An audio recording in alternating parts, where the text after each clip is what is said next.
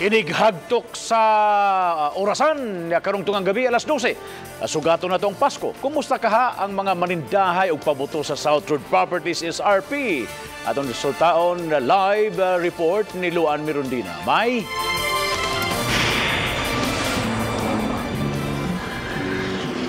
Bab, kung sa miagi mga adlaw, medyo nagmingaw ang mga manindahay ug pabuto dinhi sa may SRP apan karong adlaw, ubay-ubay na kanila ang nakapahiyom tungod kay inanay ng midagsa ang ilang mga customers. Partikular nga himalita ning pagsaulog nato sa Pasko kini mga fireworks. Sama na lang sa Amazing Galaxy nga mapalit sa tag 700 pesos ang matag box. 49 seconds fireworks nga tag 1,900 pesos. 120 seconds crackling sounds nga tag 350 pesos. Ang Judas Belt nga 1,000 rounds tag 400 pesos. Samtang ang 500 rounds nga Judas Belt 200 pesos.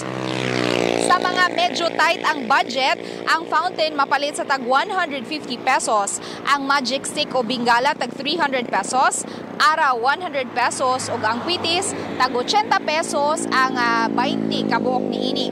Gipahibaw sa mga mamaligay o pabuto nga padayon silang bukas hangtod alas 12 karong tungang gabi ug padayon gihapon silang maninda hangtod na sa Disyembre 31. Sa gihapon, subli natong pahimangno ngadto sa ato ang mga televiewers no nga mas merry gyud ang Christmas kung malikay kita sa disgrasya o kompleto nato ang ato ang mga kamot nga magsaulog kita sa Pasko. Og so far, Bob, mao na ang latest nga atong nahipos gikan dinhi sa may SRP. Bob, Merry Christmas! Thank you so much, Mai, and Merry Christmas too.